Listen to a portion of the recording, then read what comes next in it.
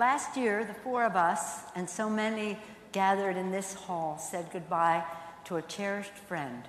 The AIPAC family mourned the passing of a wise and wonderful woman, and the world lost an amazing leader.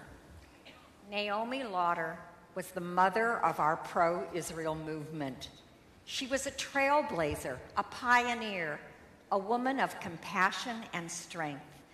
Naomi was beloved, and she loved us all back. She was among the very first people AIPAC founder Cy Kennan turned to when he began building the membership of America's pro-Israel lobby. Naomi was one of the few long-serving AIPAC professionals who remembered the dark world before there was an Israel and the world of joy when Israel was reborn. Both of those worlds inspired her determination and her perseverance. When AIPAC made the decision to create regional offices in the early 1980s, Naomi was the person to whom we turned. We needed someone who could recruit and inspire and mobilize communities around the world and reflect that strength back to Washington, D.C. And that's exactly what Naomi did when she opened AIPAC's first regional office in San Francisco.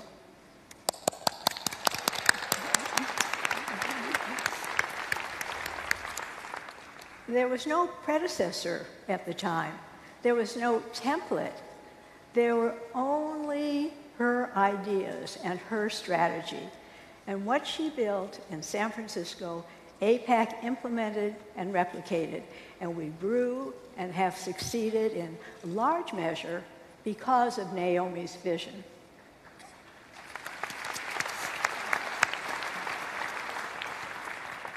Before there was a Facebook or LinkedIn, there was Naomi. She created meaningful relationships with people in the Jewish, civil rights, and political communities. When my family moved to San Francisco in 1969, Naomi was the first friend I made.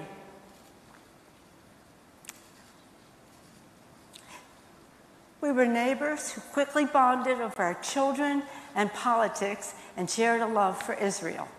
My family would regularly go to the Lauders for Seder, and they would come to our house for Christmas Eve.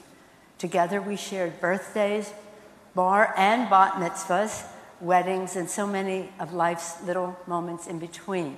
And so many of Naomi's family members are here today. Her son Sammy, her daughter-in-law Deborah, but children, Stephanie too, children, grandchildren, and great-grandchildren. The Lauder family.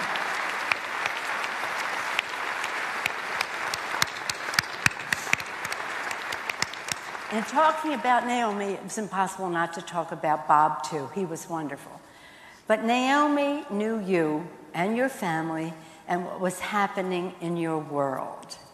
And even more importantly, she knew what you were capable of accomplishing long before you understood it yourself. In later years, Naomi crisscrossed the country, creating activist councils wherever she went. And she focused on diversity.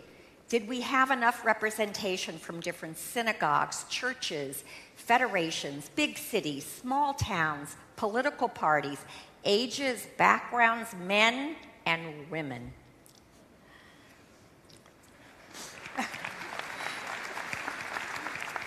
Naomi loved this conference. She loved catching up with old friends and making new ones. She loved the energy and the enthusiasm exhibited by our high school and college delegates and the excitement of all of us in such big numbers going to Capitol Hill with one unified message.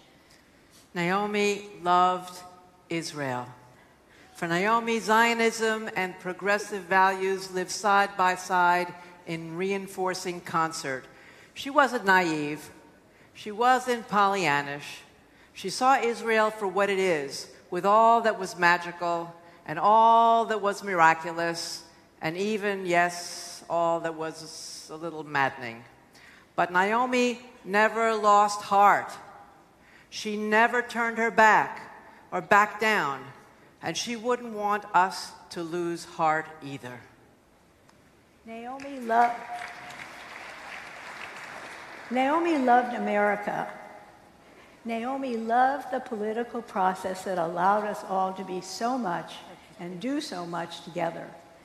And she relished working with our political leaders whose votes could transform the whole world. She never was cynical about politics, and she would be mortified if we did. She would want us to find a way to work together, to come together across parties, ideologies, and personal opinions, right wing, left wing, and everything in between. May the memory of our dear friend be a blessing and an inspiration.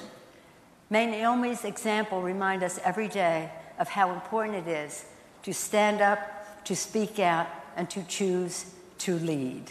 Thank you so much for honoring Naomi Lauder today.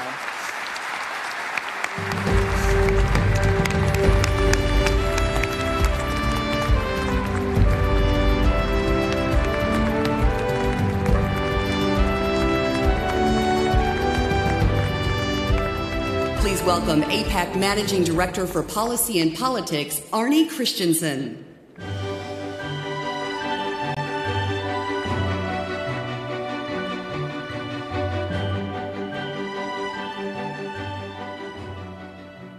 Good evening. Every 2 years, after a new Congress has been sworn in, AIPAC's Educational Foundation organizes and leads trips to Israel for members of the House of Representatives. These trips give new and returning legislators the opportunity to meet with Israel's top government leaders, to see firsthand Israel's security challenges, to learn from political and security experts, and to discuss critical issues with Palestinian officials. One powerful aspect of these trips is that members from both parties spend time in Israel together. And that happens because two great friends of the U.S.-Israel relationship, House Majority Leader Kevin McCarthy and Steny Hoyer, the Democratic whip, have made it their priority.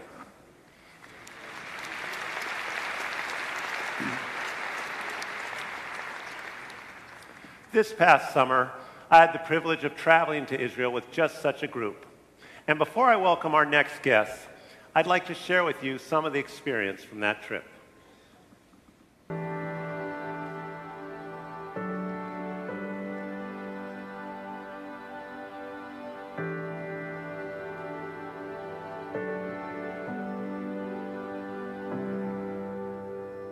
When you are representing 1/435th of the United States population, that means you have a local view.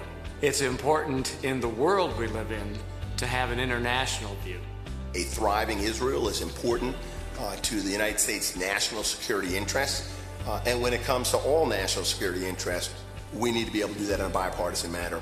A visit like this, where we have both Republicans and Democrats being able to experience some of the same insights and briefings, really helps to build a shared viewpoint. You read about it, you hear about it, but seeing it is very different, and it makes you understand the complex issue of proximity and security and the threats there. Israel is within range of rockets from Gaza, missiles and rockets from Lebanon and Syria. It is a dangerous neighborhood. You see these programs that are put into action here, such as Iron Dome and David's Sling and the Arrow systems. These are systems that the United States of America got to work on jointly, and now we get to benefit from them jointly as well. And it let us see why it's so important, the work we're doing here for America's national security, for the region, for the democracy in the region. It's important that members have the opportunity to come to Israel, be on the ground, look at the geography, and meet the Israeli people. And every time I come to Israel, I am revived in my passion for my country and for our relationship between Israel and the United States, which have so much in common. You just watch throughout the week with Republicans and Democrats together how the partnership and the excitement grows stronger. I think there's no greater example of how to build a bond. Whether it's freedom and democracy, whether it's strategic partnership in this region, or it's the shared values and history, they need us and we need them. You don't understand what that bond means until you come here. And you don't just see it, you don't just hear about it, you don't just learn about it, but you feel it. That's the importance of these types of trips. The relationship between Israel and the United States is so very important. And I believe that we can tackle any problem as long as we do it together and we continue to work together. There's a lot of commonalities that both the Democrats and Republicans have here in Israel, and I think being here pointed that out. This relationship is so important, and the foundation of that relationship is based on the bipartisan support. It's not a Democratic or Republican issue. It is an American issue to preserve the unbreakable bond between our two countries.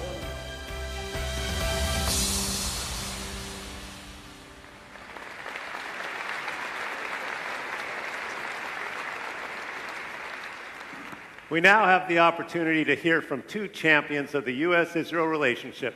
Please join me in welcoming House Majority Leader Kevin McCarthy and House Democratic Whip Steny Hoyer.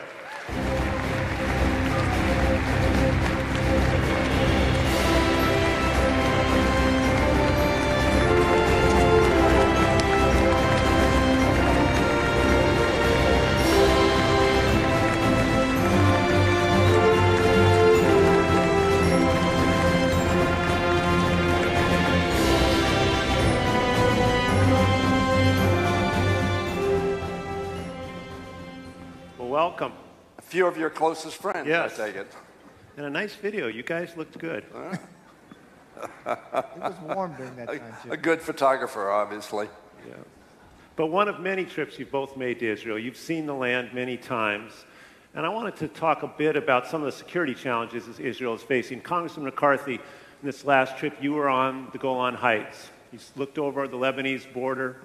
You saw mortar fire. Give us a sense of, as Israel faces the threats they face today, Hezbollah missiles, Iran entrenching in Syria, what are some of the things the U.S. and Israel can do together to respond to that? First of all, I want to thank anyone who participates in the Education Fund because it is life-changing for any member to go to Israel. When we went to that northern border, and we've done it times before, much more serious today than it's ever been. And to me, we've got a 70-year history between the relationships and the partnerships. And we have the same threat, Iran. And Iran entrenching itself, Russia promised they would not, have not kept their promise. What we've done inside the House, and this is bipartisan the way we deal with most of this, you have the Royce-Engel new bill that just came out to go after the Guard.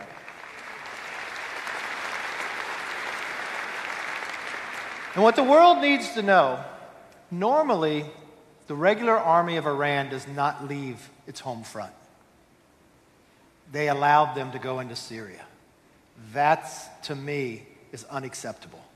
And this is a place that we need to draw the line, and America cannot stand to allow Iran to stay.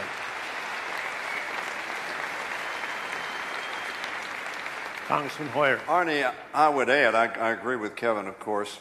We're going to have, at some point in time, a resolution in some form or another in Syria. One of the absolute essentials that America must require is that Iran have no presence in Syria as a result of that agreement. Kevin and I will both be supporting as well sanctions on those who either finance, help support, or help further the malign mission of the IRGC, which is really a force unto itself, and we need to treat it as such and be very cognizant of the threat that it causes, not only to Israel, but to the Middle East stability. And give us a sense, and obviously another thing that's critical is support for missile defense and the other things that the U.S. supplies to Israel. Give us a sense of what the state of support is right now in both the Democrat and Republican caucuses on those issues. Well, I think, Kevin and I sponsored a resolution, as you know, some months ago that got essentially unanimous support for Israel. And when you speak of missile defense, one of the things that we all made clear was that Iran, under the UN, request should not be testing or developing missiles which can attack Israel and or the entire Middle East. And we need to make sure that we implement the sanctions that have been passed, and if new sanctions are necessary, be prepared to enforce them. Let me say that missile defense is one of the areas where I think Israel and the United States can really be cooperative, as well as space, tunneling, drones, which we've seen such a dramatic consequence of just recently, where Israel acted absolutely properly when you had an Iranian missile attack. So we need to be very vigorous, and with respect to missiles, not only sanctioning, but developing even better defenses than we have already developed. I think to build off what Stinny says, and I hope you realize that this issue is not a partisan issue. It's not that Stinny and I come out because we're not here because you invite us together. There's a reason why we go to Israel together. We sat and we talked. We meet quite often. It's not as the television portrays it to be. And would that we agreed on some other issues as much as we agree on the issues so critical to all of us in this room. Got to start somewhere. Three main points you've got to look at. When you look at the agreement, we got to take care of that sunset clause, because it's going to end, and we can't allow that to happen. There is no reason for Iran to be having ballistic missiles or testing. Not whatsoever. And then we need strict enforcement. But one part that Stinny brought up that's very clear, we know the challenge when it comes to tunneling and the technology that we need working together. Now, it's very important that we just got a budget agreement, because in that budget agreement, we're able to deal with our military getting through the sequester challenge that we've had. Now, we're going to take up, hopefully next week, the rest of that Omni. And that really puts us in a stronger position for missile defense and others. And you look what's happening around the world. It's not, I'm fearful of Iran, but I'm fearful of somebody else sharing the technology as well. And this is why we have to just work hand in hand, especially when it comes to tunneling technology, because it's beginning to show up in Syria as well. We cannot allow this to happen. Let me make a point. Kevin and I did not vote the same way on JCPOA. I think we both felt the same way, and one of the things we have to recognize, that agreement clearly was not perfect.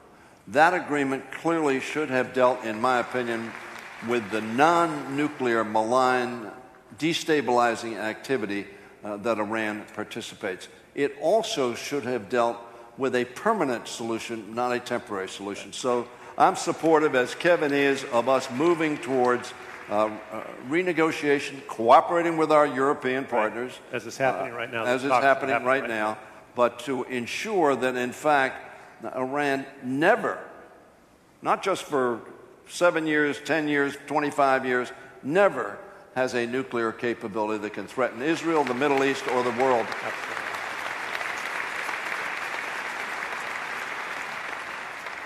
Well, when you talk about Israel, you spend a lot of time talking about the security challenges, but there's so much that's so optimistic about Israel and about Israel's future. So I'd like to close by just asking both of you, as you think of Israel's 70th anniversary coming up now in 2 months, what are some of the things that most excite you about Israel's future for the next 70 years? Congressman Hoyer. Well, first of all, I think you can refer to Israel as the miracle in the Middle East. Right. When you talk about startup nation, when you talk about bringing desert back to life and productivity, you talk about a people that has demonstrated not only extraordinary courage, or it would not have survived, but extraordinary, innovative, entrepreneurial, inventive development skills, which have transformed Israel into one of the great economic powers in the world. And that is to the benefit of the United States, certainly to Israel, and to stability long-term in the Middle East. So I see a very bright future for Israel if, and this is very important, we stand strong against those who would destroy Israel and all that it means to the world.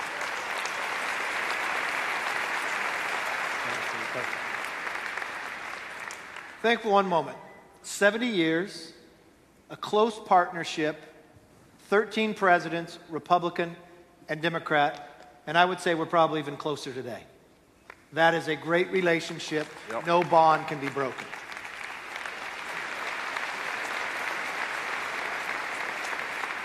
But you asked the question about the future. I think when Bibi came to the House to speak to the House and Senate, he made this statement. You could applaud him. It's good. I applaud him too. Israel is not just a story of the Jewish people. It is of the human spirit, again and again, not succumbing to the horrors of history. And that, to me, only means the future is going to be brighter. And when I look at what you do with technology, what you do with democracy, and we don't stand together just because we have a bond. That bond is created because we believe in democracy. That bond is created because we stand against these rogue nations that want to destroy both of us. The bond is there because we believe in freedom. That is a bond that will only grow stronger, and my belief is will only make the world better. Absolutely. Well, Congressman McCarthy, Congressman Hoyer, I hope it's obvious to you how much everyone in this room appreciates your leadership and all you do for the U.S.-Israel relationship. Thank you, Arnie. Thank all of you. Keep the faith. Keep on fighting. We're going to win.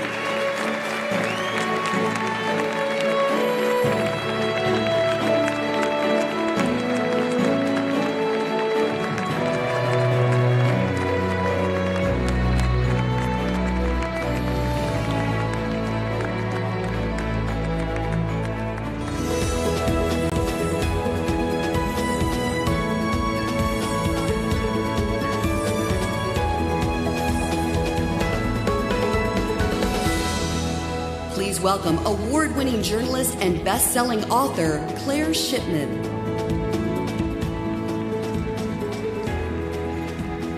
Hello. Our next guest plays an influential role on one of the House committees essential to the U.S.-Israel relationship, the Appropriations Committee. She has established herself as an outspoken leader on issues important to the pro-Israel community and was actually one of the first Democratic members of Congress to announce her opposition to the 2015 Iran nuclear deal. Ladies and gentlemen, please join me in welcoming Congresswoman Grace Meng.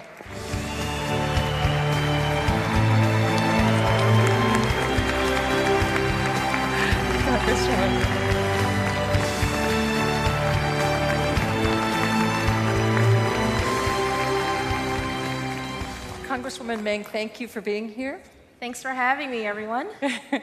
You have been a leading supporter of Israel, and as I just mentioned, someone who isn't afraid of taking a hard vote to support the U.S.-Israel relationship. Why is this relationship so important to you? Where does your passion for Israel come from? Israel is one of America's strongest allies. A safe, a secure, and a strong Israel benefits all of us around the globe.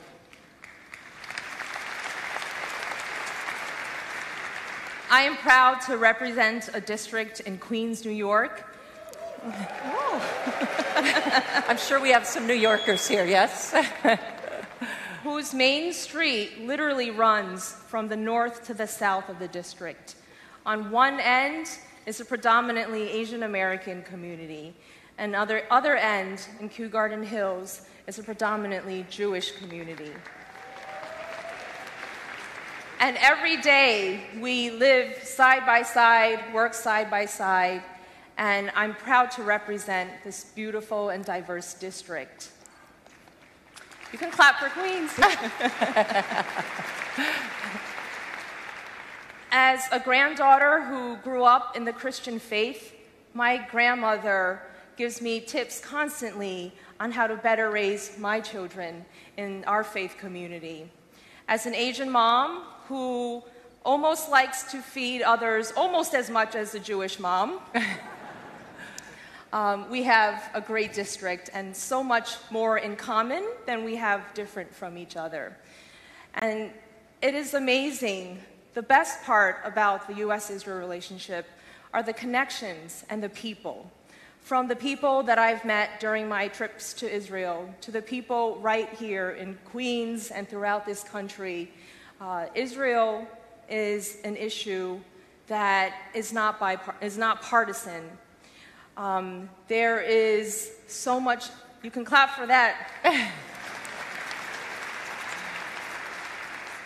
It is our duty and responsibility, and it benefits all of us around the globe, both democracies and democracy in general, to have a strong U.S.-Israel relationship.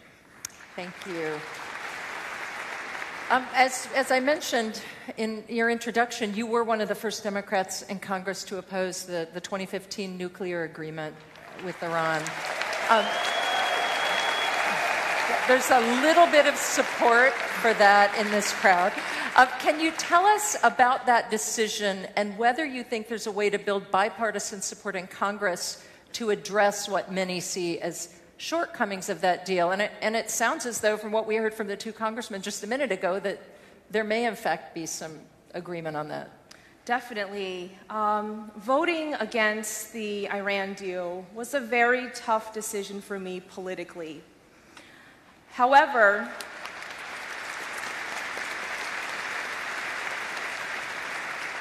I knew in my heart of hearts that it was the right decision to make. I knew it was the decision that I had to make in order for me to sleep well at night.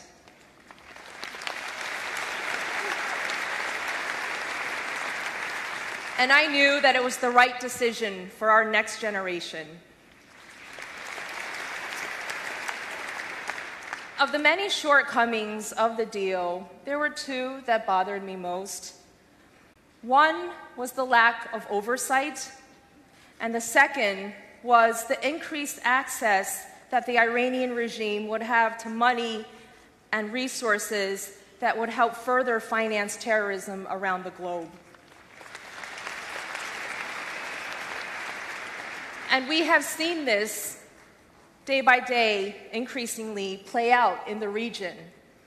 I've worked on legislation in a bipartisan way that passed in the House to ensure better monitoring of Iranian ports so that we could better see who and what was going through these ports. We've worked in Congress in a bipartisan way to put sanctions on the ballistic missile program and the IRCG. And I believe that there is even more room to be able to work together to target the Iranian regime and its bad behavior. Well, and in fact, I wanted to ask you about that because beyond the nuclear deal, of course, we see Iran projecting its power throughout the region in Iraq and Syria and Yemen, Lebanon. Of course, just a few weeks ago, Iranian forces in Syria sent a drone into Israel and set off an entire series of destabilizing events. Earlier today, Admiral Stavridis said to me he thinks that Iran and the way we deal with it really has to be the premier foreign policy challenge that we have right now in the Middle East. How do you think the U.S. and Israel can work together to confront the Iranian threat and to be sure Israel has the support it needs to deal with the threats? Well, it's a good question. It's why I voted against the deal in the first place. And I think many people in this room agree that we knew that this threat would become more and more serious. You can clap. The answer is very generally twofold. One is to work here in Congress in a bipartisan way to ensure that Israel has the resources it needs to defend herself.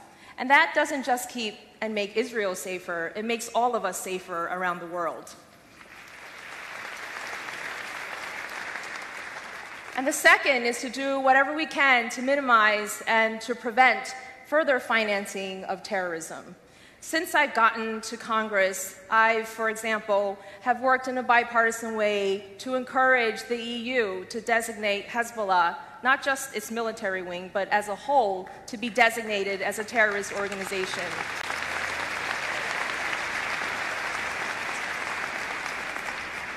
We've also worked in a bipartisan way to do what we can to dismantle the logistical and the financial networks of Hezbollah.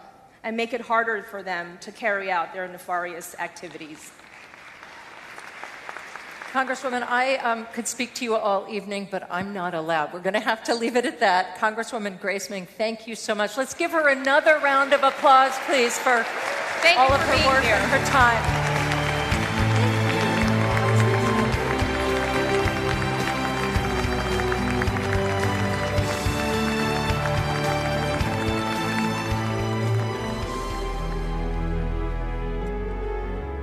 When I was 14 and Ronnie was 14, Ronnie would come to the States and spend a month with us, and I would go to Israel for a month and live on Kibbutz Dagani Bet with them and experienced life as an Israeli teenager.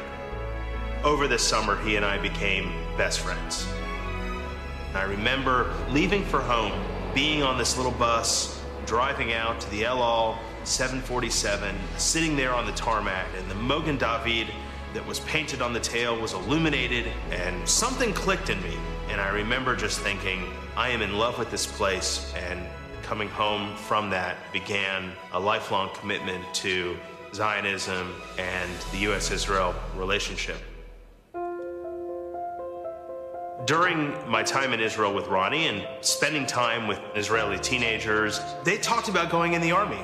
That was totally foreign for me. No one really in my family had served in the military. I didn't know much about the military growing up. Something started getting me to think, why not me? Why shouldn't I serve and help to defend what's important to me? And that led me to apply to West Point and got accepted to West Point. And for me to graduate as a second lieutenant and serve as an artillery officer, which was a critical and seminal part of my life. I've always heard the expression that it's amazing what you can accomplish if you don't worry about who gets the credit. In the military, you learn very quickly that I alone can accomplish very limited things compared to what I can accomplish together with a group of like-minded people as part of a team.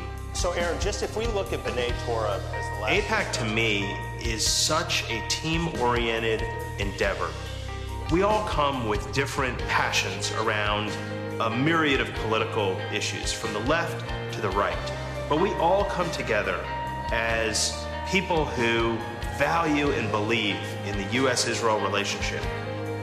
I think I went to my first policy conference in 2006, joined Washington Club very soon thereafter.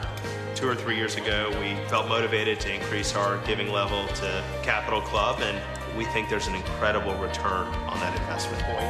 I'm going to be up in D.C. at the National... For the last few years, I've been a vice chair of our NLN group, the New Leadership Network, here in Atlanta. The New Leadership Network is a way for activists to develop a close personal relationship with a member of Congress. Our friends, and we have no greater friend than Israel. If you really want to be most effective in your advocacy for the U.S.-Israel relationship, you really have to become involved in pro-Israel giving in addition to pro-Israel advocacy.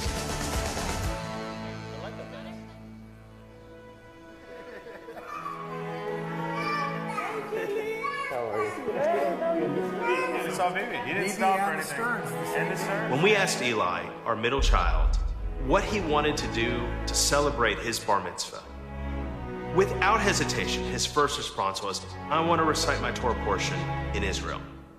And not only watching Eli read from the Torah, but celebrating with our friend Ronnie and his family is something I'll never forget. It's very personal for me. Their future is at stake.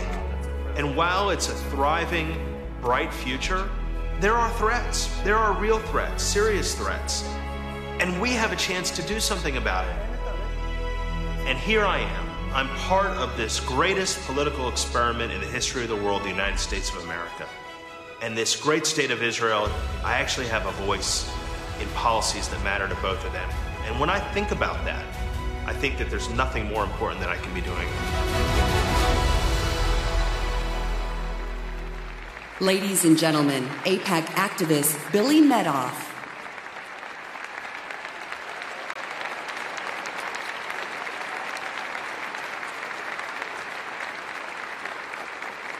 Please welcome AIPAC National Council member Cindy Montañez.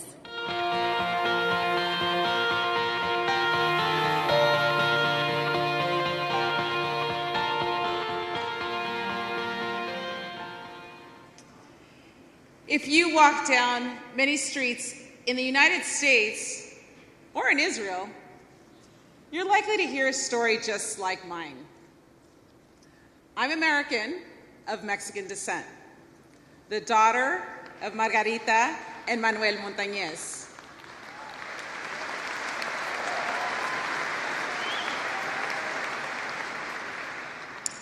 My parents came to this country for the same reasons many others have come to the United States of America: for a chance at a better life, for democracy, for opportunity. They gave us everything they could. They prioritized education. They taught us to love our country, the United States of America.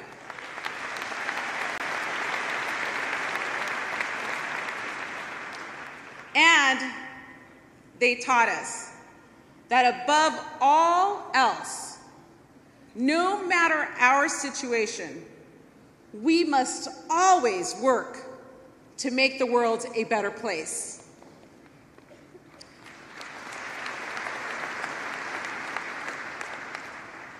My parents inspired me to run for political office and to help our community. At the age of 25, I was elected to my city council, then became mayor, and at the age of 28, I was elected the youngest woman ever to the California State Legislature.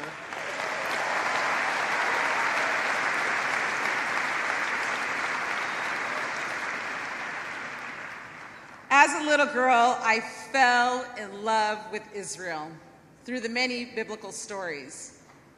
But my introduction to AIPAC was like many of you here, through one of my best friends. She told me, "You love Israel? Come to an AIPAC event." At AIPAC, I have made many friends and have found incredible mentors. In 2009, I traveled on one of AIPAC's first missions to Israel for leaders in the Latino community.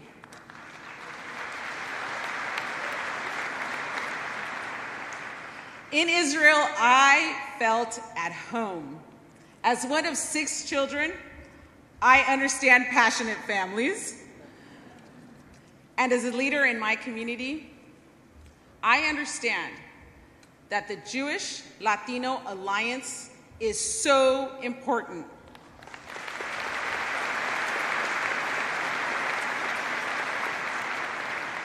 Today, I'm an AIPAC Capital Club member and Congressional Club member. I take an active role in identifying and educating the next generation of pro-Israel Latino leaders.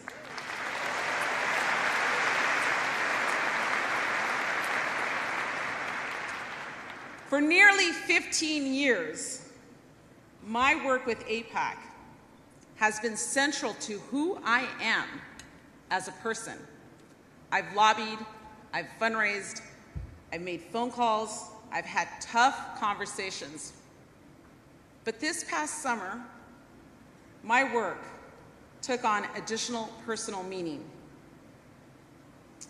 On September 19th, a 7.1 magnitude earthquake struck central Mexico, where my family lives. Hundreds were presumed dead. Thousands were homeless.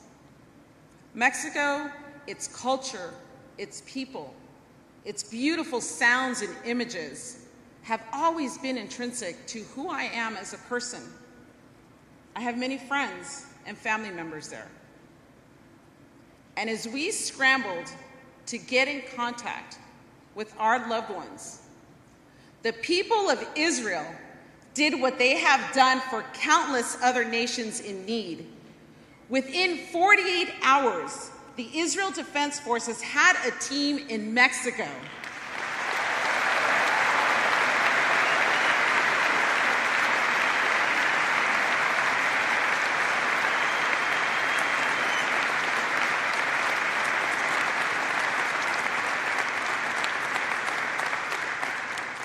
Within days, multiple Israeli disaster relief organizations were on the ground.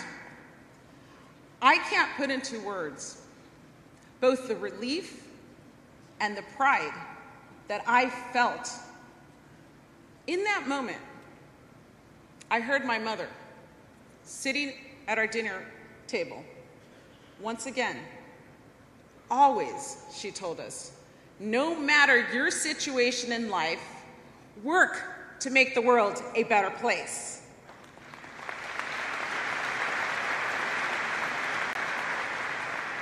The IDF brought more than 70 rescue workers and structural engineers to help assess the damage to buildings in Mexico City, helping to free those trapped under collapsed buildings.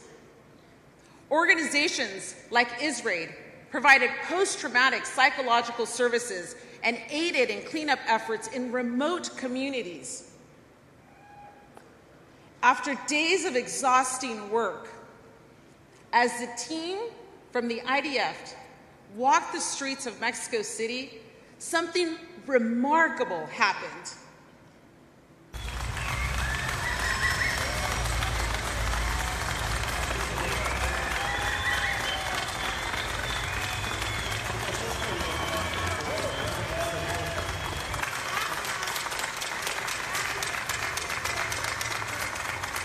The people began to applaud. People standing in the streets waved Mexican flags and cheered the Israeli rescuers. They cheered the people who had come to help friends in need. In my heart,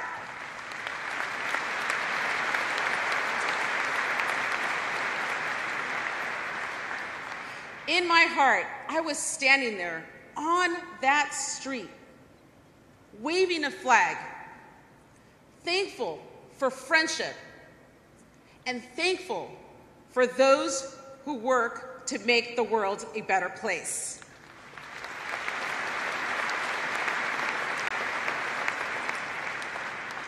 Te adoramos, Israel.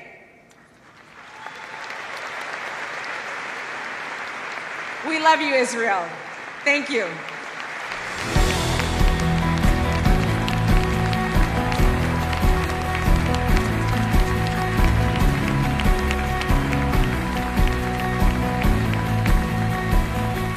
Please welcome U.S. Ambassador to the United Nations, Nikki Haley.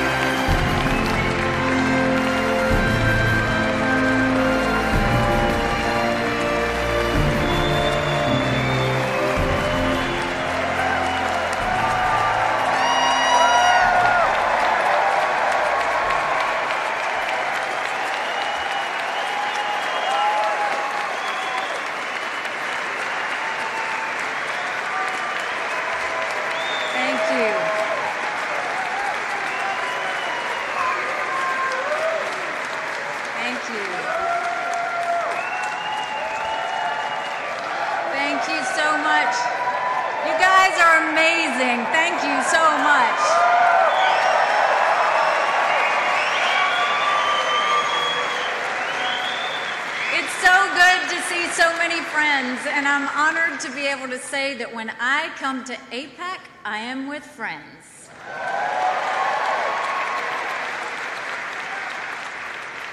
You know, at the United Nations, we sometimes don't have many friends. I remember last year when we had the vote about America's principled opposition to the Castro dictatorship in Cuba. The vote went against us, 191 to 2. The only two no votes, you guessed it, were the United States and Israel.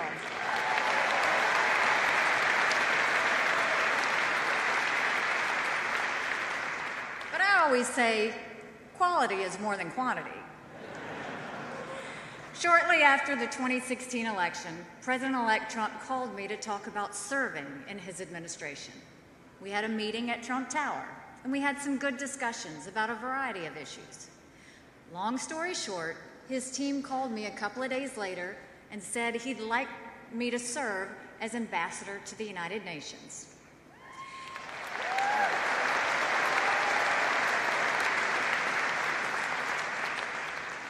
I said, I'm a governor. I don't know anything about the United Nations.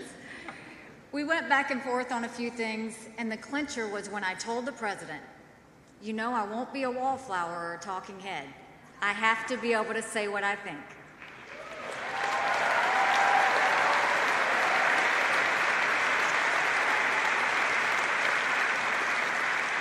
Without any hesitation, President Trump said, Nikki, that's exactly why I want you to do this.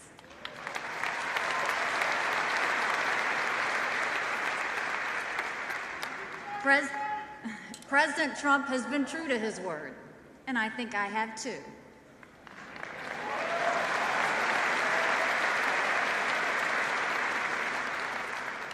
Some of you might have seen that the top Palestinian negotiator, Saeb Erekat, recently had some advice for me. He told me to shut up. Mr. Erekat, I will always be respectful, but I will never shut up.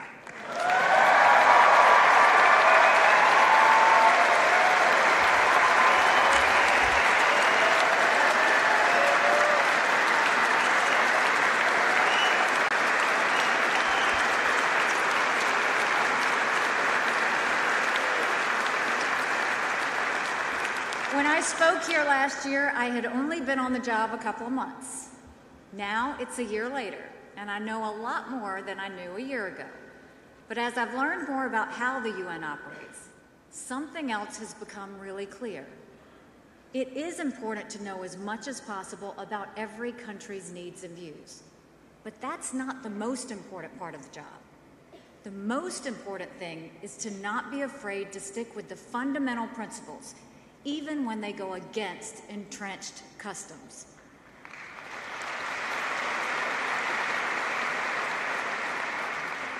Some of those outdated customs have gone unquestioned for years. Long before I got to the UN, I knew a few things that have served me well in this last year. One of those principles is that standing up for your friends is critical.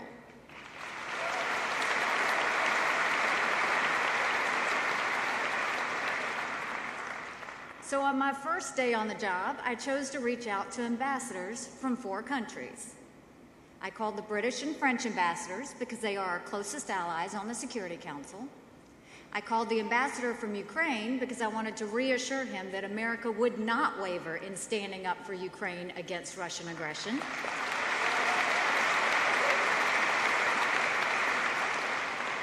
And my 4th call on that first day was to Danny Danon, the Israeli ambassador.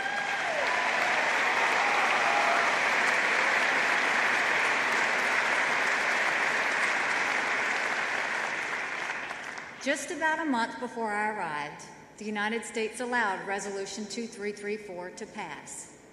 It was a shameful day for America.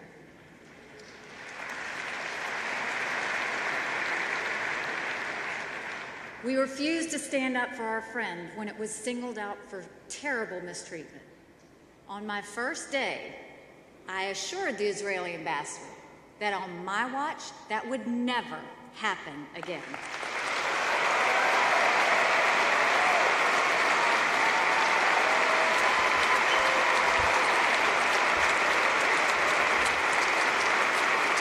And I'm proud to say it has not happened again.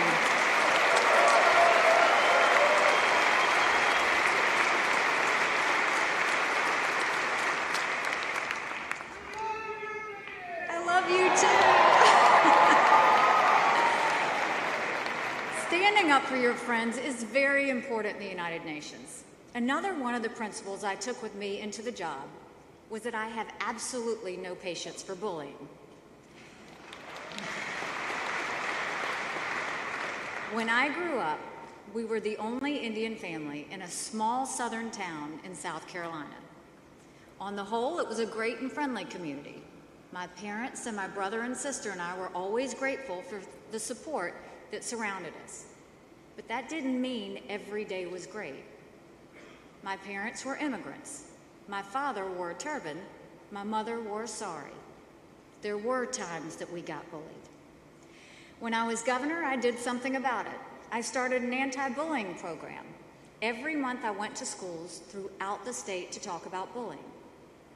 For me, it was just so fundamental. You don't pick on someone just because they look different than you.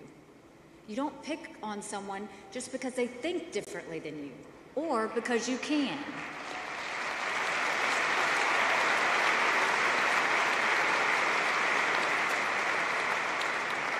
This idea has always been with me since I was a child, but I didn't think it'd come to play in the United Nations.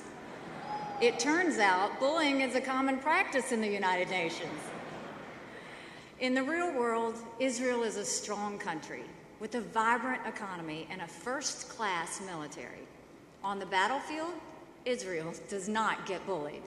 The Iranians and Syrians can vouch for that.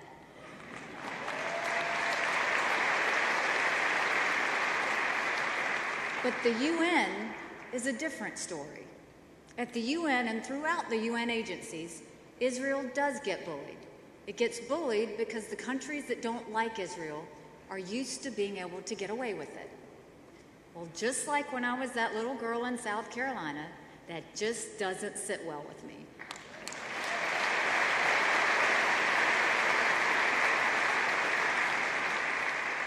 As many of you know, one of the UN agencies with the worst track record of Israel bias is UNESCO.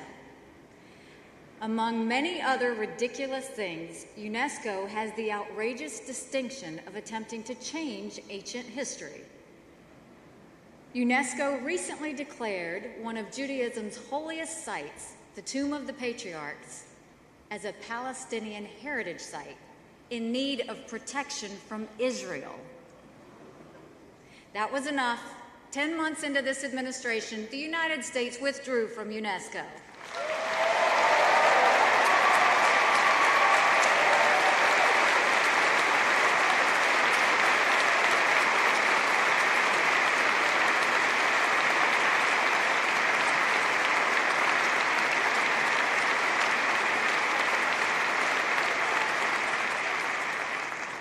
Lots of other things that we do, big and small, week after week, to fight back against the UN's Israel bullying.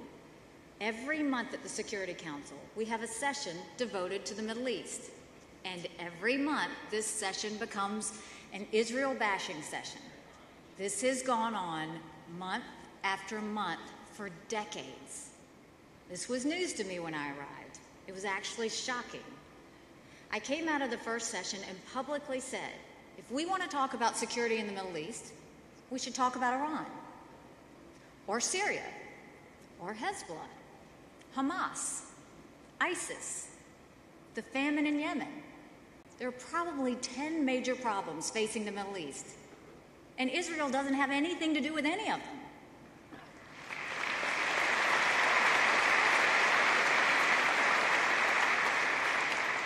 Just about every month since then in the Middle East session, I have spoken about something other than Israel. I can't say that we've solved the problem, but I can say that several other countries have followed our lead. What used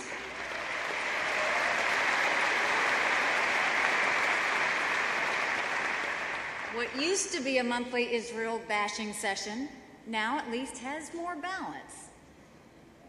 But we're never going to put up with bullying.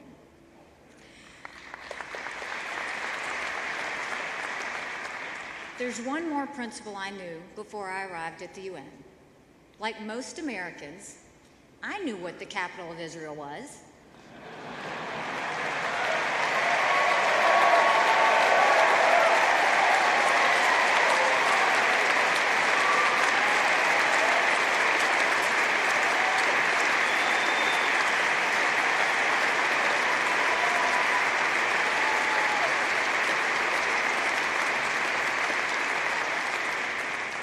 To be more clear, I knew that Jerusalem was, is, and will always be the capital of Israel.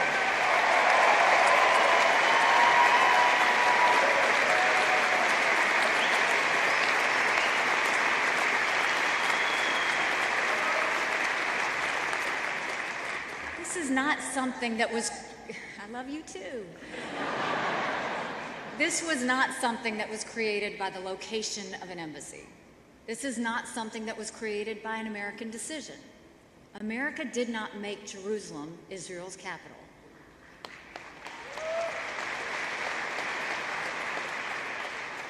What President Trump did, to his great credit, was recognize a reality that American presidents had denied for too long.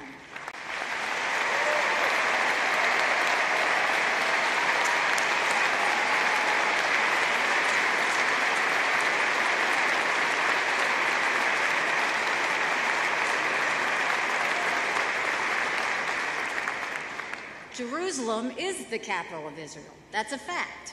And President Trump had the courage to recognize that fact when others would not.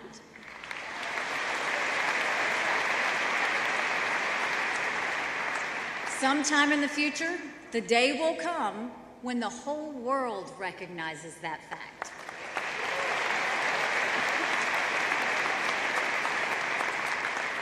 In the meantime, I hope to be there and join our great ambassador, David Friedman,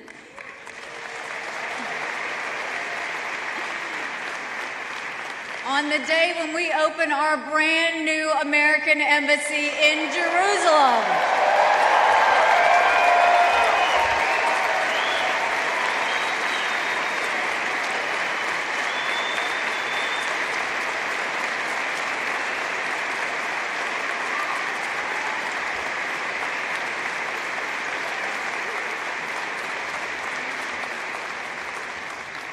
Our embassy decision caused a little bit of a stir at the United Nations. In the Security Council, almost exactly 1 year after the United States shamefully abstained when the Council attacked Israel with Resolution 2334, I had the great honor of casting my first American veto.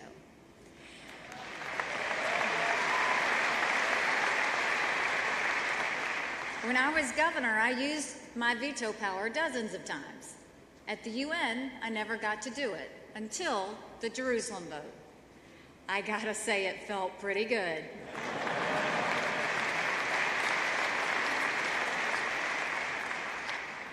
The next week, the Jerusalem issue was brought before the UN General Assembly.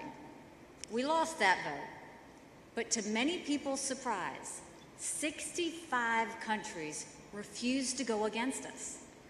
In the long history of UN's mistreatment of Israel, that's quite a record.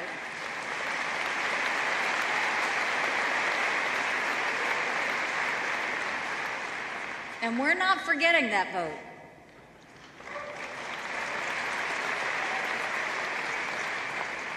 Like I said at that time, on that vote, we were taking names.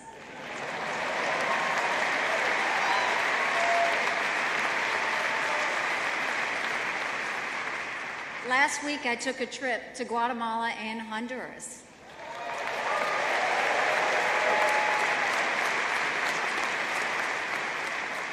And I thank them both for voting with us.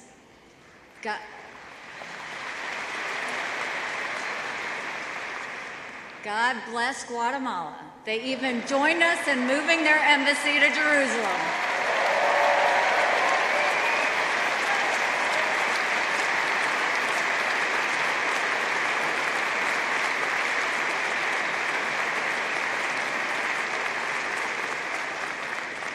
And President Trump and I are pushing to draw a closer connection between U.S. foreign aid and how countries vote at the UN.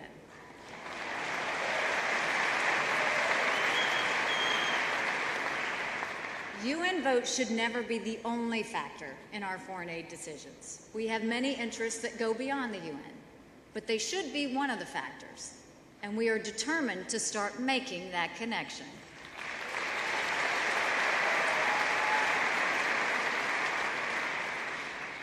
Some people accuse us of favoritism towards Israel.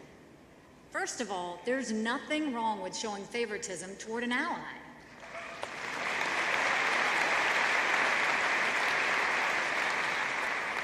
That's what being an ally is all about. But this is really not about favoritism. In all that we're doing, whether it's the embassy decision or UNESCO or what we're doing with UNRWA, don't even get me started on that one. Our approach on Israel is tied together by one major idea. The idea that runs through all of it is the simple concept that Israel must be treated like any other normal country.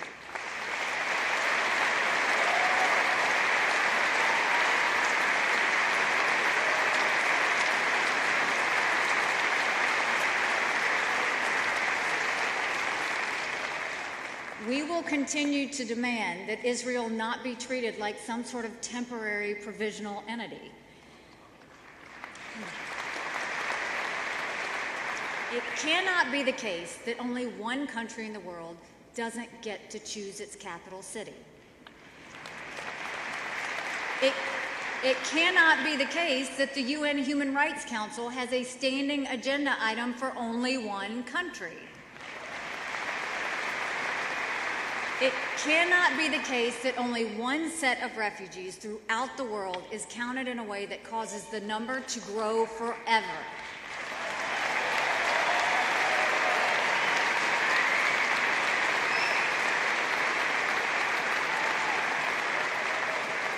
It cannot be the case that in an organization with 193 countries, the United Nations spends half of its time attacking only one country. We will not accept it any longer.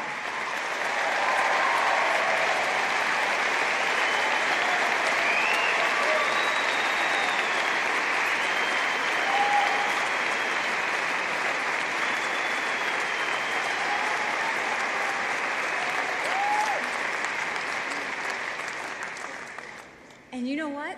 That demand is actually a demand for peace. The UN's bias against Israel has long undermined peace by encouraging an illusion that Israel will just simply go away. Israel's not going away.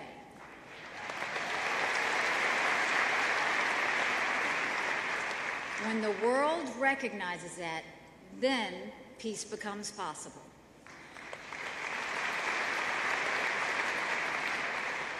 It becomes possible because all sides will be dealing with realities, not fantasies. And when we deal with realities, then reasonable negotiated compromises can prevail over absolutist demands. Thank you so much for the support that you have continued to show me.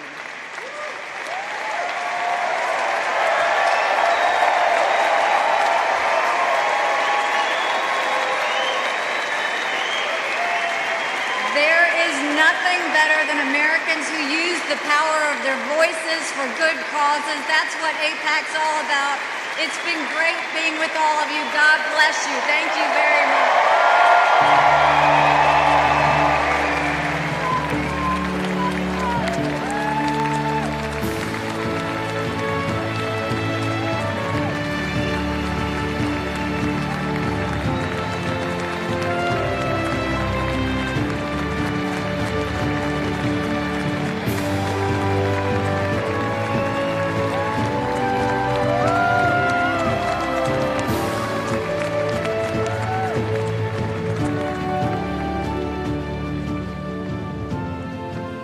Welcome Senate Democratic Leader Chuck Schumer.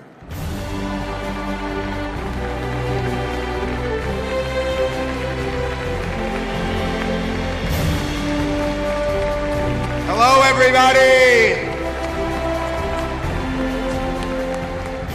It is great to be here tonight.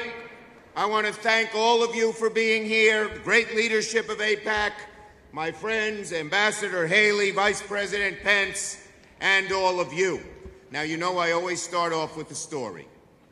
This is dedicated to my father, who's 94. My father struggled his whole life He had a small little exterminating business. He'd pace the floor Sunday nights at 2 a.m. because he hated going to work. But when he retired, my brother, who's the financially successful Schumer, bought them a house in Florida. And every winter they'd drive from Brooklyn down to Florida. My father never played golf. He took up golf. They'd see their friends who moved there. But as they got older, they ran out of things to do. He couldn't play golf anymore. His legs went bad.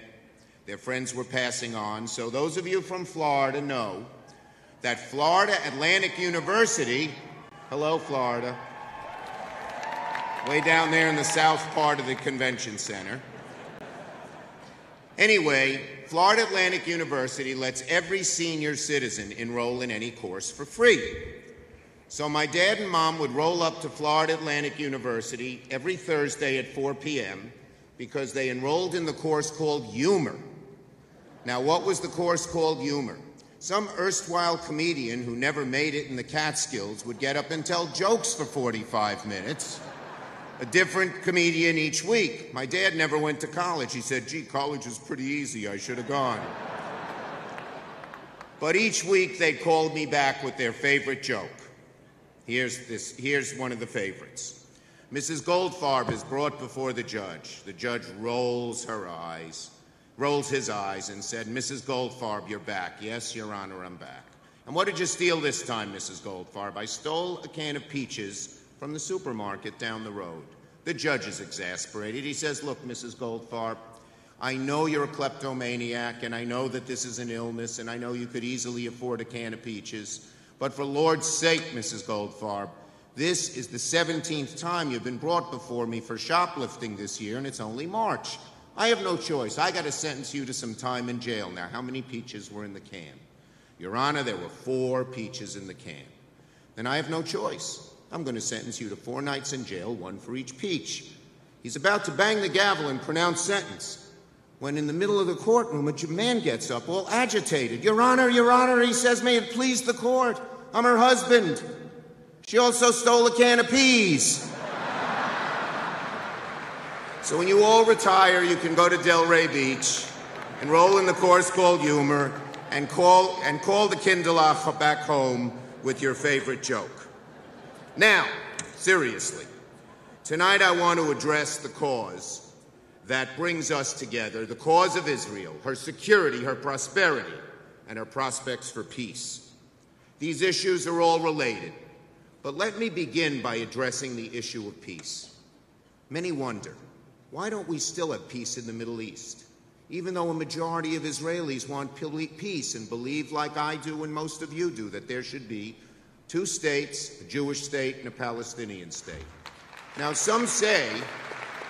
there are some who argue the settlements are the reason there's not peace. But we all know what happened in Gaza. Israel voluntarily got rid of the settlements there. The soldiers, Israeli soldiers, dragged the settlers out of Netzarim, and 3 weeks later, the Palestinians threw rockets into Sderot. It's sure not the settlements that are the blockage to peace. Some say it's the borders. Oh, Israel wants different borders.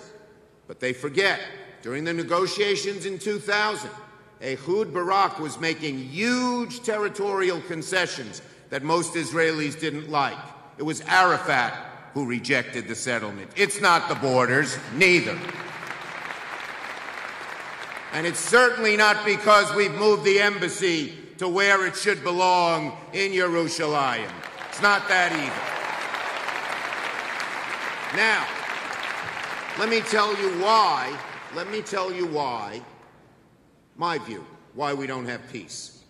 Because the fact of the matter is that too many Palestinians and too many Arabs do not want any Jewish state in the Middle East. The view of Palestinians is simple. Well, the Europeans treated the Jews badly, culminating in the Holocaust, and they gave them our land as compensation. Of course, we say it's our land. The Torah says it. But they don't believe in the Torah. So, that's the reason there is not peace. They invent other reasons, but they do not believe in a Jewish state. And that is why We in America must stand strong with Israel through thick and thin. We must, because that is the reason, not any of these other false shibboleths, why there is not peace in the Middle East. Too many people don't understand that here in America. Now, the rest of my speech I want to address to you one of the great problems that Israel faces in the future. Not immediately, but in the future. But we have to worry about it. I'll be having lunch with the Prime Minister tomorrow, and I intend to talk to him about this and what we can do about it. The fact of the matter is that too many of our younger generations don't share the devotion to Israel that our generations have. That's a problem. We have to face it and deal with it. Now, it's certainly not true in AIPAC. We have thousands of students here who go home and spread the word of Israel. Students, stand up. We want to applaud you.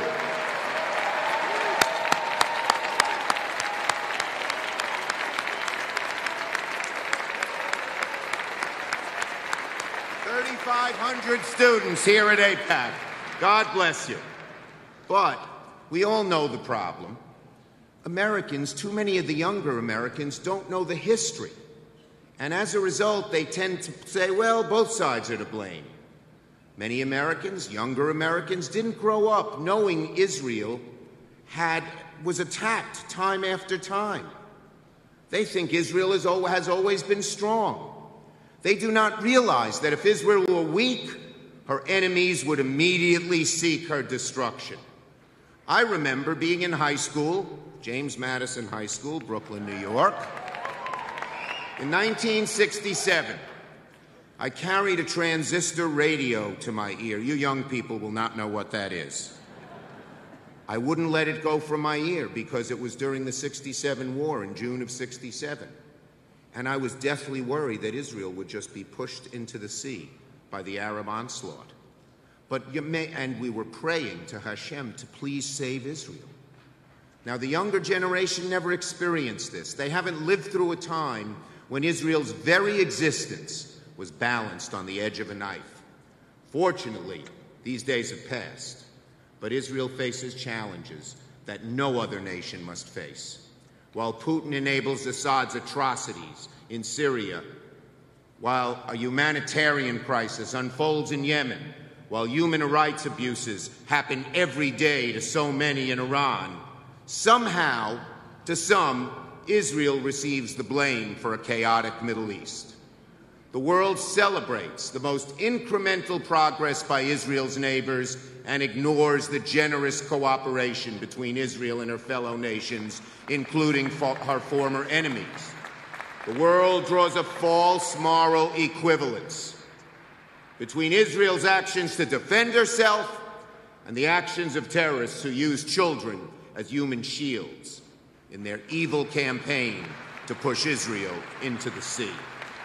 The unfairness springs from a deep well of bias that has always existed, unfortunately, against Eretz Yisrael.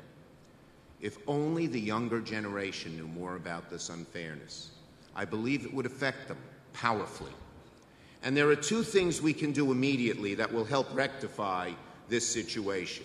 First, we must pass and highlight the Taylor Force Act, which will bring an end to American dollars that directly benefit a Palestinian Authority until it ceases making payments to the families of terrorists, stops calling them martyrs, stops giving them parades.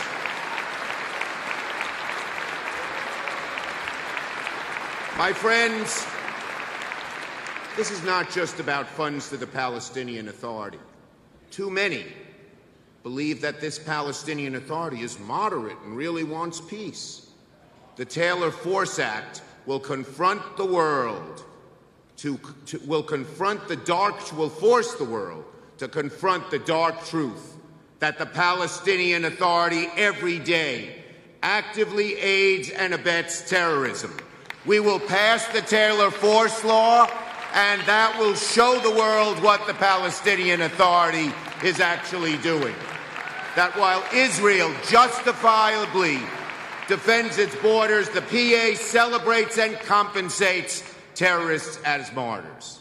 Second, we must continue to stand firm against the profoundly biased campaign to delegitimize the State of Israel through boycotts, divestment, and sanctions.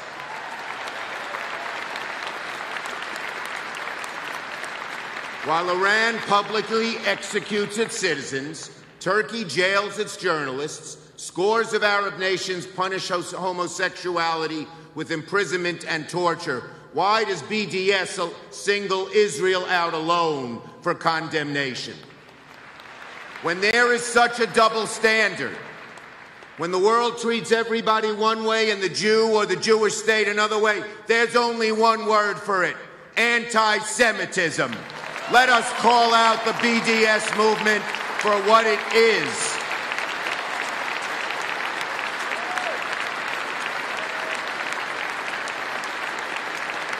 Let us delegitimize the delegitimizers by letting the world know when there is a double standard, whether they know it or not, they are actively participating in an anti-Semitic movement.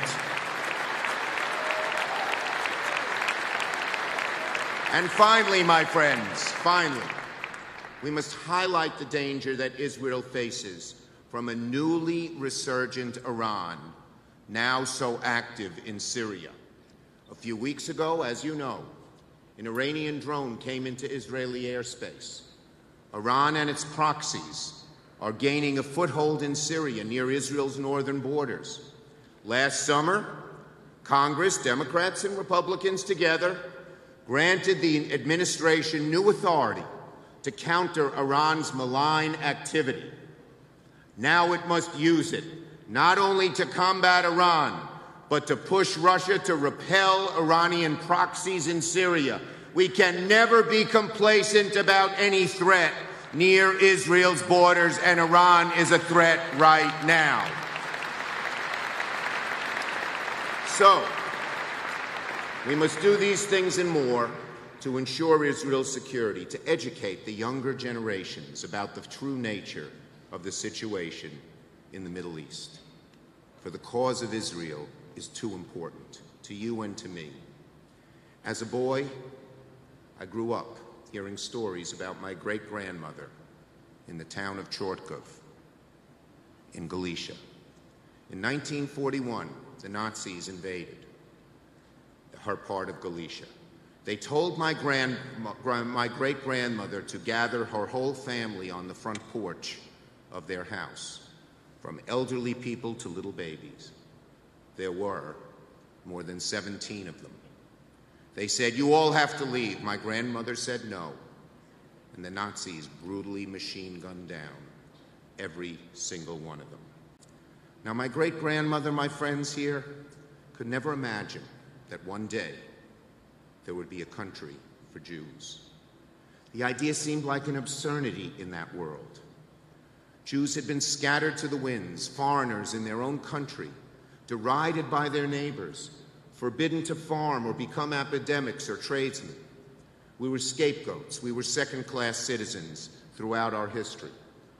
Just imagine if you could go back and tell the Jews of the shtetl that one day there would be a Jewish state of Israel.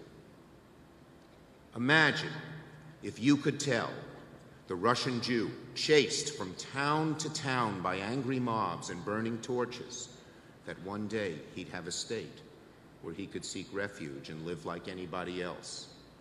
Imagine if you could whisper to the Polish Jew, who they came for one day and loaded on a train, separated from his family, forced to labor day after day, and watch those wreaths of smoke rising under a silent blue sky. Imagine if you could tell him one night that someday soon there would be an Eretz Yisrael, that after 2 millennia of wandering the desert, the Jewish people would return home, where we could live in freedom and raise families in peace, if only we could tell them. My friends, we must never forget what Israel and its freedom mean to the Jewish people and what the friendship of the United States means to securing that freedom. As long as Hashem breathes air into my lungs, I will not forget. I know you will not forget. And together we will forever fight to protect the Jewish people and the Jewish state of Israel. Am Yisroel Chai! Am Yisroel Chai!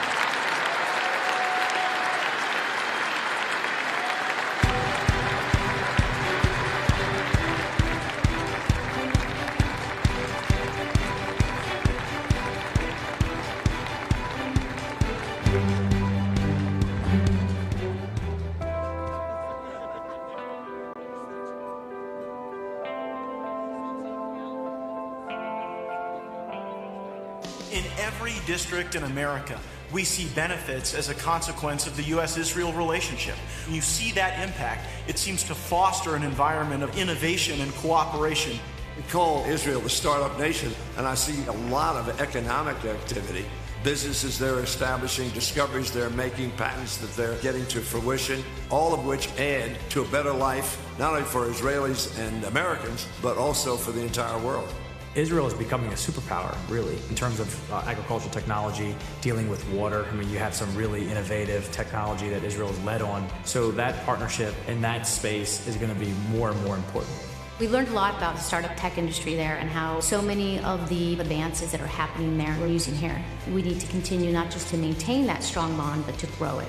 Israel, which was basically a desert, has gone from a shortage of water now to managing the world's best drip irrigation and crop management. They have advanced technology that makes it more cost-effective, using less energy, and also making sure that they are environmentally friendly. That's something that I think the United States could learn from Israel. It's important for the technologies and the ideas that come from Israel here, but it's also really important for Israel's economic development for self-sufficiency. When you look at Israel and you think, how do they succeed? They face whatever challenge and they find a solution, and they make the world better. I do believe that we can solve any problem as long as we do it together and we continue to work together. Part of what makes all this work is the free movement of goods, free movement of people, free movement of ideas. You put it all together and you actually have some magic happening. Please welcome AIPAC President Mort Friedman.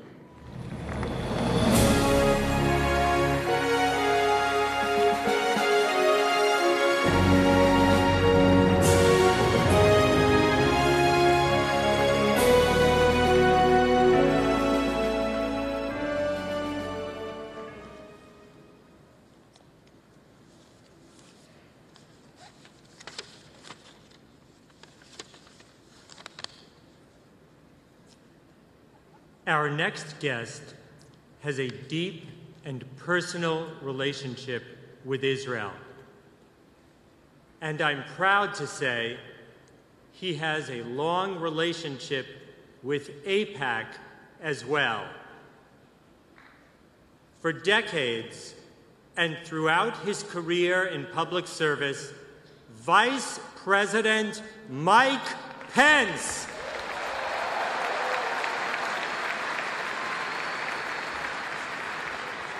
has demonstrated a profound love for the Jewish state. He has proudly supported efforts to enhance Israel's security, to counter the threats from Iran and terrorist groups near Israel's borders, and to ensure that America's special bond with our ally endures. Just a few weeks ago, Vice President Pence stood in Israel's Knesset and delivered an historic address to the people of Israel and to the world.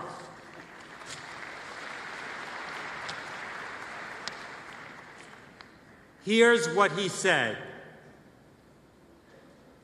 How unlikely was Israel's birth? How more unlikely has been her survival, and how confounding and against the odds has been her thriving.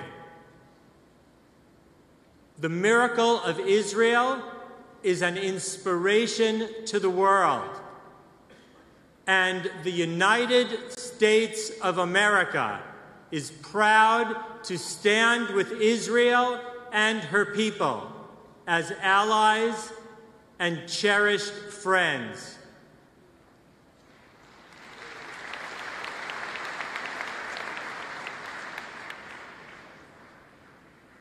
Mr. Vice President, on behalf of AIPAC and its leadership, let me say thank you.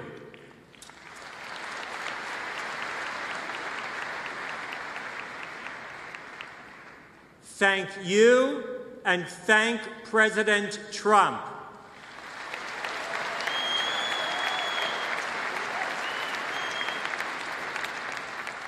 For working to keep Israel safe, and for recognizing Jerusalem as Israel's capital city.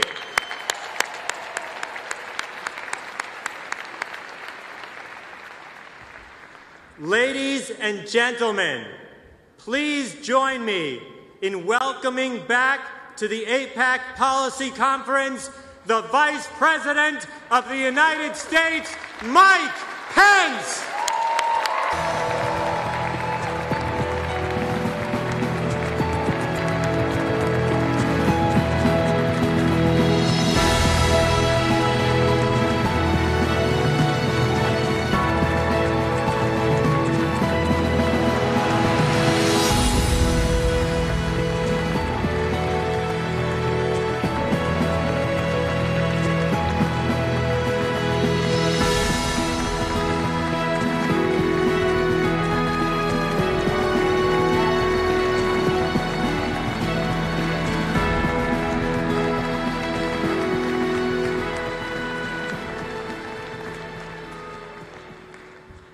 Thank you, Dr. Friedman.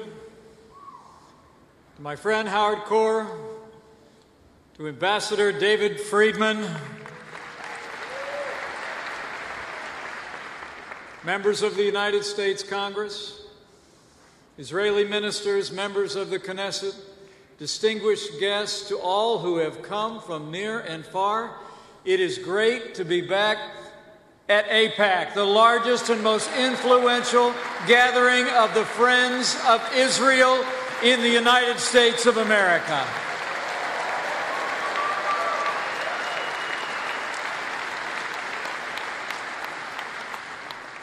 And tonight, I bring greetings from a friend of mine and a great friend of the state of Israel, the most pro-life president, the most pro-Israel president in American history, the 45th President of the United States of America. I bring greetings from President Donald Trump.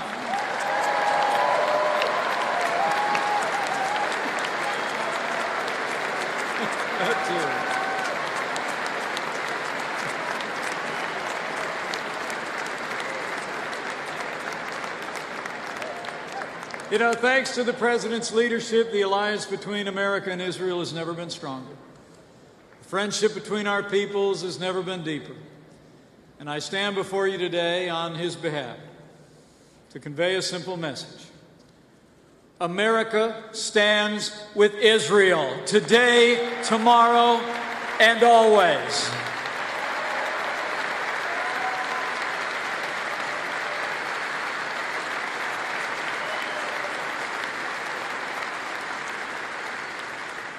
During his historic visit to Jerusalem, President Trump declared that the bond between our peoples are, quote, in his words, woven together in the hearts of both nations. And so it is. We stand with Israel because that's what the American people have always done. The people of the United States have always had a special affection and admiration for the people of the book. We stand with Israel because her cause is our cause. Her values are our values. And her fight is our fight.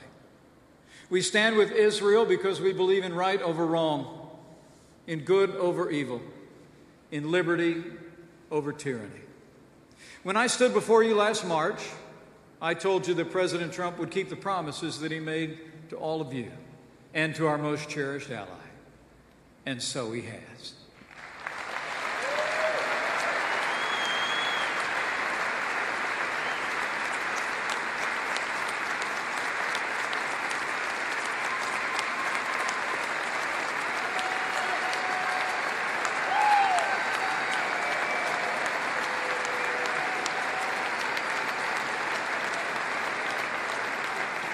President Trump promised to ensure that Israel would have the resources and tools to defend itself by itself. And today, American support for the security of the state of Israel is greater than ever before. The President promised to take the fight to radical Islamic terrorists on our terms, on their soil. And thanks to the courage of our armed forces and the leadership of this Commander-in-Chief, ISIS is on the run, their caliphate has crumbled, and we will not relent until we drive this menace from the face of the earth.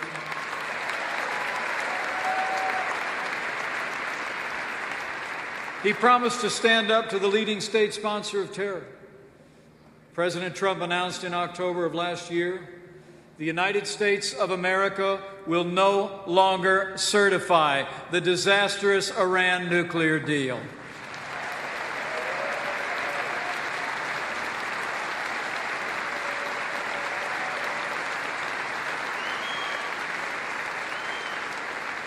And President Trump promised to stand up for the state of Israel and against anti-Semitism on the world stage. And with Ambassador Nikki Haley on the job, the days of Israel bashing at the United Nations are over.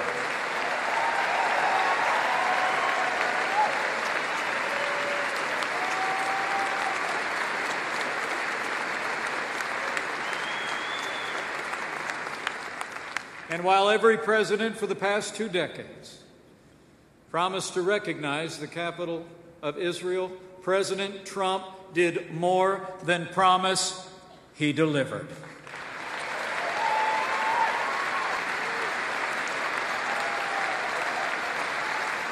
And it was my great honor in January of this year to be the first Vice President of the United States to address the Knesset in Jerusalem, the capital of the State of Israel.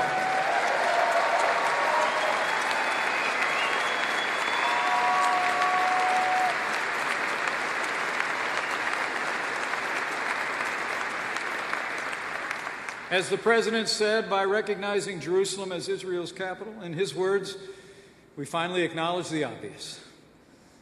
The State of Israel has called Jerusalem the seat of its government since its rebirth 70 years ago.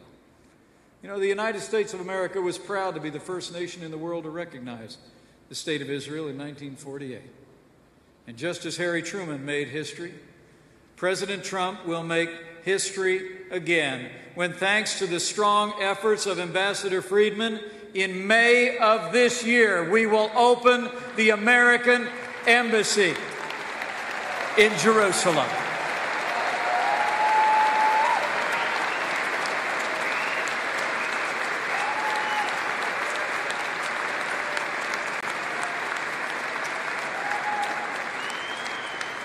Now, President Trump made his decision, as he said, in the best interest of the United States. But he also made it clear that we believe this decision is also in the best interest of peace. By finally recognizing Jerusalem as Israel's capital, the United States has chosen fact over fiction. And fact is the only true foundation for a just and lasting peace. Under President Trump, the United States remains fully committed to achieve a lasting peace between Israelis and Palestinians. In announcing his decision on Jerusalem, the President also called, in his words, on all parties to maintain the status quo of Jerusalem's holy sites, and he made it clear that we were not taking any position on final status issues or specific boundaries or the resolution of contested borders. And as the President reaffirmed, If both sides agree, the United States of America will support a two-state solution. As we gather here, our team, Jared Kushner, Jason Greenblatt, and our great ambassador are hard at work crafting our administration's vision for peace. And while any peace will undoubtedly require compromise, know this: the United States of America will never compromise the safety and security of the Jewish state of Israel.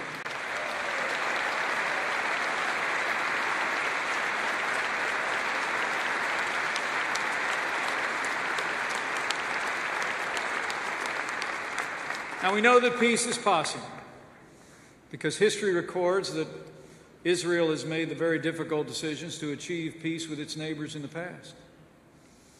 Over just the last few months, I've had the privilege also to travel to Egypt and Jordan, two nations with whom Israel has long enjoyed the fruits of peace. I spoke with America's great friends, President al-Sisi of Egypt, King Abdullah of Jordan, about the courage of their predecessors who forged an end to conflict with Israel in their time.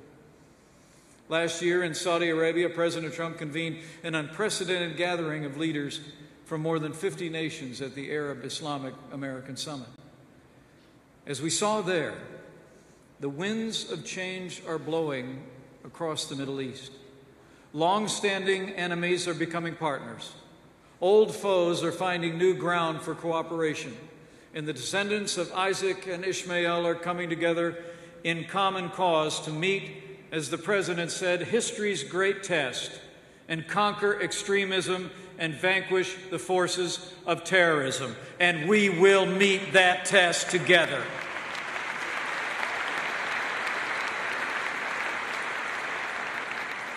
Radical Islamic terrorism knows no borders, targeting America, Israel, nations across the Middle East and the wider world. It respects no creed, stealing the lives of Jews, Christians, and especially Muslims. And radical Islamic terrorism understands no reality other than brute force. And together with our allies, we'll continue to bring the full force of our might to confront and defeat this enemy in our time. As I said, we've made great progress in the fight against ISIS. We've liberated nearly all the territory once held by those barbarians, and we have beaten them on the battlefield time and again. But as the enemy retreats, we must be vigilant. We must be vigilant to prevent others from taking its place. And let me assure you tonight, we will not allow the defeat of ISIS to become a victory for Iran.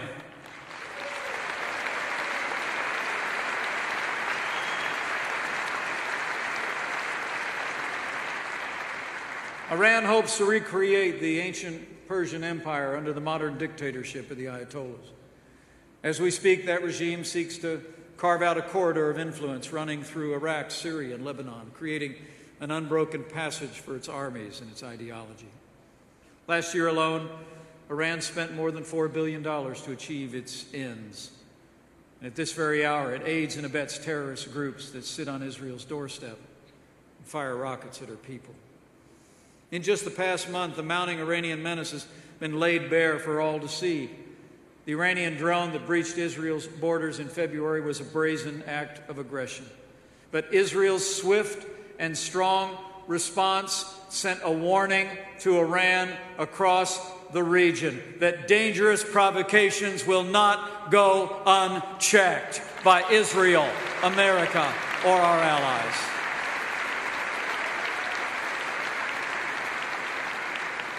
But the danger posed by Iran extends much further than its support of terrorism. As we all know, that regime continues to develop advanced ballistic missiles that can threaten every square inch of Israeli soil and the lives of all her citizens. And the disastrous nuclear deal signed by the last administration did not prevent Iran from obtaining a nuclear weapon. It merely delayed the day when that vile regime can gain access to the world's most deadly weapons. President Trump has called on the Congress and our European allies to enact real and lasting restraints on Iran's nuclear and ballistic missile ambitions. Earlier this year, the President waived sanctions to give our lawmakers and our allies time to act. But make no mistake about it, This is their last chance. Unless the Iran nuclear deal is fixed in the coming months, the United States of America will withdraw from the Iran nuclear deal immediately.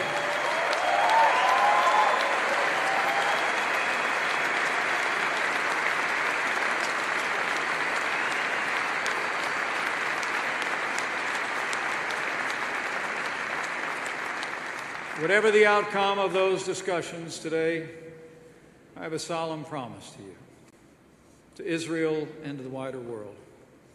The United States of America will never allow Iran to acquire a nuclear weapon.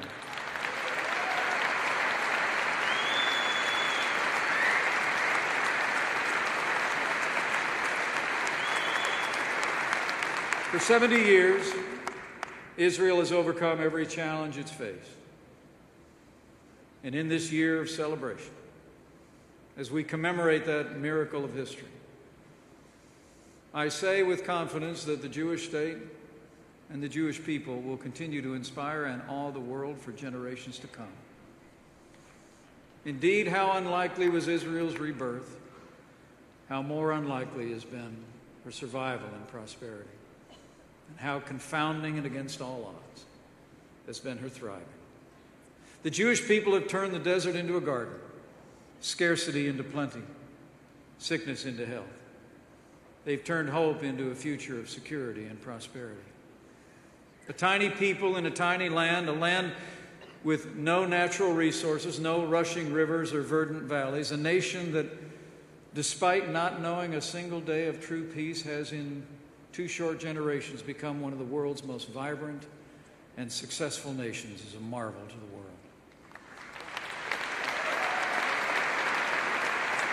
Today, Israel is a world leader in science and technology.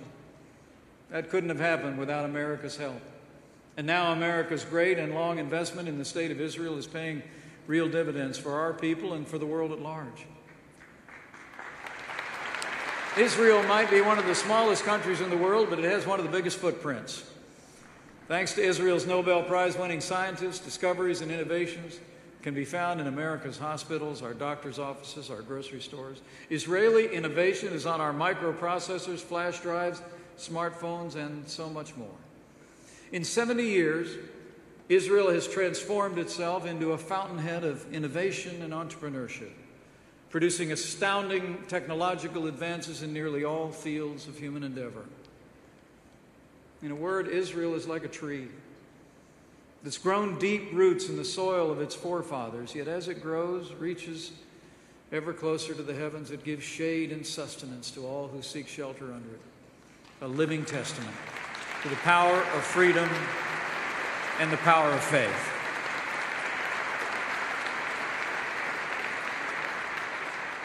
Because the story of Israel is a story of faith. The Jewish people held fast to a promise through all the ages, written so long ago, that even if you have been banished to the most distant land under the heavens, from there, he will gather you and bring you back to the land which your fathers possessed.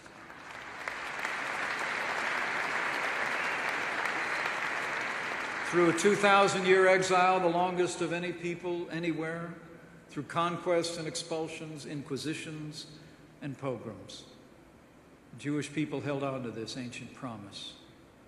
And they held on to it through the longest and darkest of nights. A night Elie Wiesel proclaimed as 7 times sealed. A night that transformed the small faces of children into smoke under a silent sky. A night that consumed the faith of so many and that challenges the faith of so many still. To this day, we grieve the loss of 6 million martyrs of the Holocaust.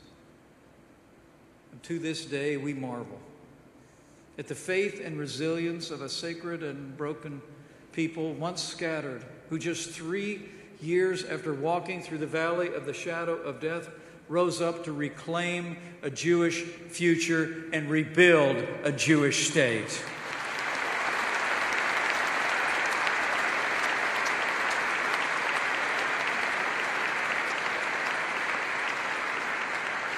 And in this 70th anniversary year of Israel's rebirth, I say again, along with Jewish people everywhere, thanks to the Lord our God who has kept us alive and sustained us and brought us to this day. Shehi Kiyanu, Viki Amanu, Vihigianu, Lazman, Haseh.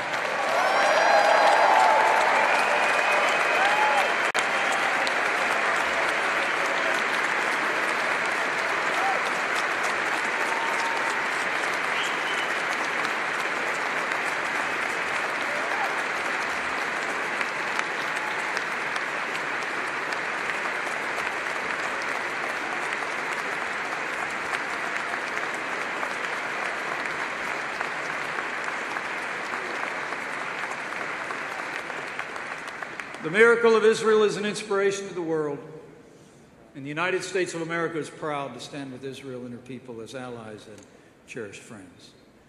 So tonight, I close with faith. Faith in the good people of Israel and America, and in the immutable bonds of friendship between us. Faith in the alliance between our nations, nurtured by President Trump and leaders throughout the Congress in both parties, that have ensured this alliance is stronger now than ever before.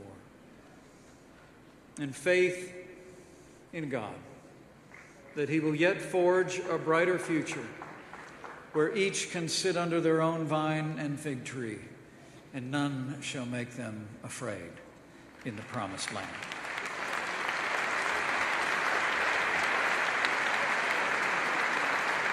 With the unwavering support of all of you and all who call these two great nations home, with the leadership of President Donald Trump, and with God's help, I say with confidence, the best days for Israel and the United States of America are yet to come.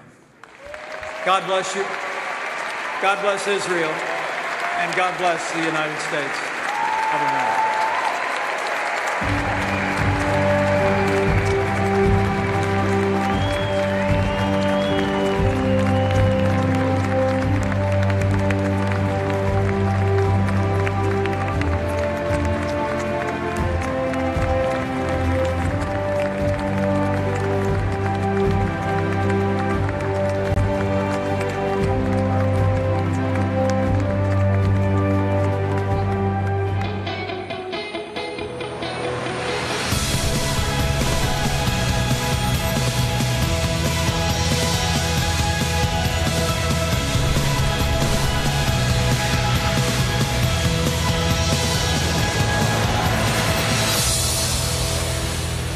Gentlemen, this concludes our evening program.